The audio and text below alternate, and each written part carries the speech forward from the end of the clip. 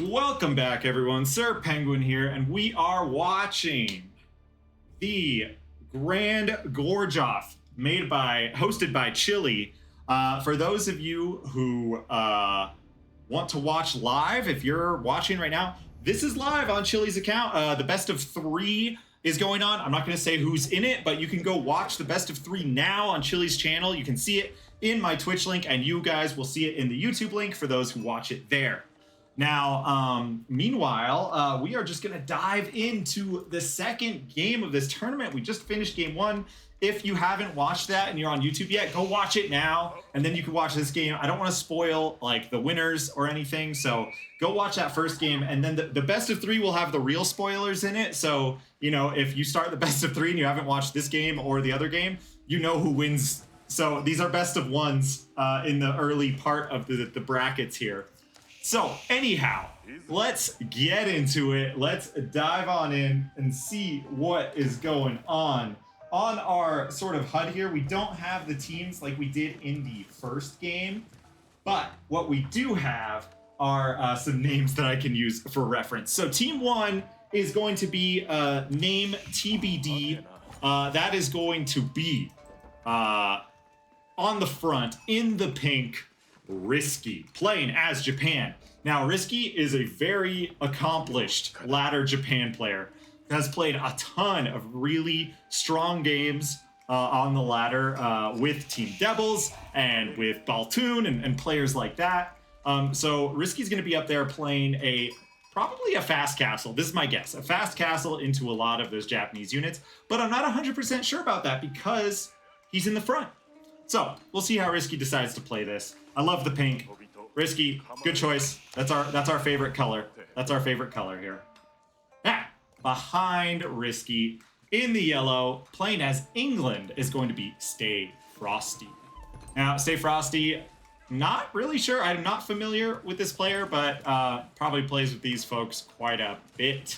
And to round out the rest of this team, in the third spot of the Gorge line, we've got in the orange playing Molly Corvinus, famously or perhaps previously known as Salami, the Wololo god on Aussie Drongo's channel. He's going to be playing with name TBD. Now, behind Corvinus 1, in the red, on Roos is going to be Arakin? I don't want to... Arakin. Let's go with Arakin. It looks like Kraken. And we've got a hunting cabin and a house and the town, the TC. And that's it for name TBD there. Fun team. I'm really excited to see how this team plays. I'm a big fan of Corvinus. I like chatting with Risky. Risky, if you're watching this or if you watch my videos, good luck. I'm sure you're going to do great. And across there on the Phantom Menace is going to be on team 2 here. It's going to be Zer der Hart on the Zhu Shi Legacy. Right up in the front. Gonna have to make a lot of Zhuganu to survive this. Behind Zer der Hart in the green on England. We got England in the second place for each team is going to be Felix. Again, these are blind picks. The teams didn't know what the other teams were going to pick, but they could repeat. They could have multiples. There was no bans on mirrors. I think the only, there weren't too many restrictions on team choice here, but they did get to see before the game started, so you could plan. And since we could see that, notice with the mirrors on purple, playing as the Roos is going to be God's Shadow. Behind God's Shadow in teal with the sort of clan FTW is going to be Cookie playing as the Malians. So we have Malians and Roos and England out here. The only difference between these teams is going to be the Japan choice, the Japan pick, and the Zhu Shi pick. Now, I know that it probably could be expected that Risky would pick Japan here. He plays Japan a lot. And that's not to like say that, you know, it's just, they're a fun faction. I get it.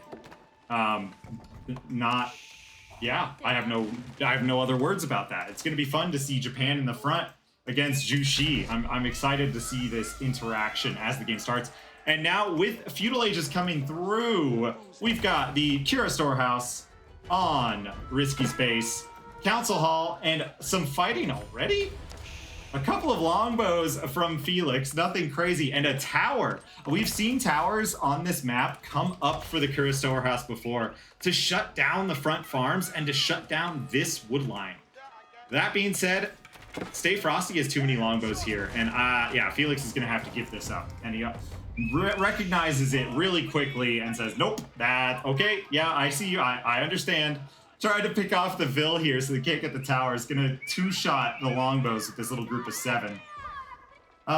So that's the Council Halls out of Felix, which is the Council Hall for Felix is gonna be in Zeraher's Jushi base, basically, on that gold line that they share. Council Hall just on the TC for Stay Frosty. Montecore up, not too surprising for Corvinus. Though we did see the toll gate, the toll booth one, the Sahara trade tower in the first game. Now Roos has gone for Kremlin, which is nice and safe. It's going to protect the deer here, which will make the food a lot easier. And we have our first castle age already for Jushi, so it's going to be fast Jushi Castle on the front. Interesting choice, not going for Song Dynasty, but instead just getting a meditation garden and going straight into the Shaolin Monastery. So we might see a battle for relics here in the early game. Warrior Scouts out for Corvinus. Corvinus loves going for like a little bit of that early harassment, but this is actually going to be, oh, I love this. Corvinus dropping off deer for Risky. Risky clearly going for that fast castle. No tower coming up on it. Just going to get the food straight from Corvinus to get this up faster. Now, God's Shadow is going to see this on the Roos and try to interrupt it. These knights getting sort of closed in by the Warrior Scouts, but there's not enough Warrior Scouts to fight these knights yet. Warrior Scouts do not have the defenses yet. Going to drop the deer off and actually just run away to the longbows of Stay Frosty. Now, this game, we've got some chess getting played in this match. We've got relics coming up for Jushi while Team TBD here is going to be looking to share resources early on. I didn't see a ton of this in the first game, but I'll make sure to keep a closer look on the teams that played that later, and we can talk about that. But yeah, this has been a really fun tournament so far. I'm really excited, and thank you, Chili, if you're watching or if you see this, for organizing this tournament. The Grand Gorge-Off is probably one of the best like team sort of tournaments that we've seen in a bit, and it's a small one, obviously, but like let's put some more of these together. Let me know how I can help. I'd love to work with everybody on this and cool games here. So anyhow, Risky getting a barracks up for the floating gate, so it's going to be floating gate into Samurai. A Yoroshiro going to be popped in there immediately. It's already queued to the barracks. So Castle Age now coming out.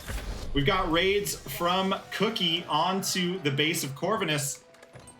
A ton of gold getting gathered. It's going to be Cow Boom for Corvinus. Not too surprising either. Risky's Castle Age comes through. Not the villagers for Erican are still on the gold. Okay. He spots it, loses 1, but is going to get back onto there with some of his knights. A bunch of stables coming out for Erican as well.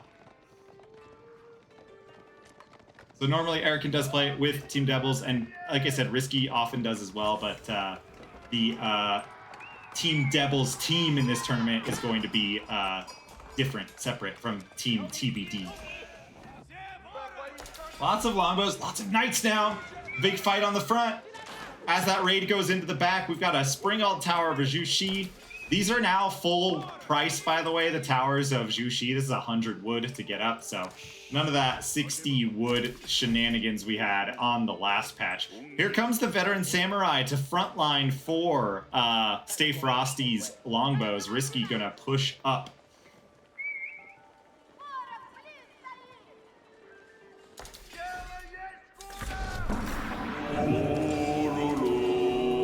We missed the Wololo here as the Shaolin Monk goes down. How many relics have been acquired by... 2 relics now acquired by Zero de Heart, with a 3rd coming in now. We do get an interruption from Erican's Knights, but not going to be a ton here. Now, we're kind of looking and poking at each other, but the mirror is going to make this hard, right? We've got Roost Knights against Roost Knights and Longbows against Longbows. When do you decide to push in here? It's not an easy choice. Additional Shaolin Monk, gonna come pick this up, but is there a place to put this? No monastery up just yet. And we've got night fights. As the knights go after the villagers of Zero de Heart. Gonna need enough wood. Yeah, it has enough wood for a second monastery for this relic. That's not gonna be able to, gonna have to drop it off somewhere. Yeah, just gonna go ahead and drop it down. Where's that monastery? Not coming up yet. Just gonna use that for a Wololo, that relic for now. 5th relic near the base as God's Shadow's Knights are gonna push the raids from Erican back. Whew! Wow, exciting! I'm just loving these team games, guys. I know I keep saying it, but this is some fun Age of Empires here. Another Wololo up. There are so many relics. This is a 6th or 7th relic getting picked up. Yeah, 7th relic getting picked up for Zero de Heart, who's gonna kill these vills with the Shaolin. He's carrying around his relic, but he goes, you know what? I've got important things to do, like murder villagers. That's a lot of relics getting picked up, guys, for Zero de Heart. And there's no second monastery up here, so just gonna drop them off in the base for now, which will make it very difficult for Team TBD to pick those up, especially since Risky is gone for the Yoroshiros. There hasn't been much value from the Shinto priests, other than their obvious Yoroshiro boost for the making this samurai mask possible, but you know, like, there hasn't been relics coming back or anything crazy like that. Just gonna lose the relic race, really, here. And even though these aren't in monasteries yet, guys, these are not accessible for Team TBD. Now, a couple of these Shaolin are gonna have to sneak around so Erican's Knights don't find them, and God's Shadow is zoning for them as well. So that the relic game is just going crazy. I just heard a relic get dropped off somewhere. Hello? Was that for... No? It may have been a Yoroshiro, actually. Yeah, it was the TC Yoroshiro. That makes more sense. Oh, but gonna use the Shinto to get Sacred, so kind of make up for those gold losses. Risky's gonna grab the Sacred sites instead.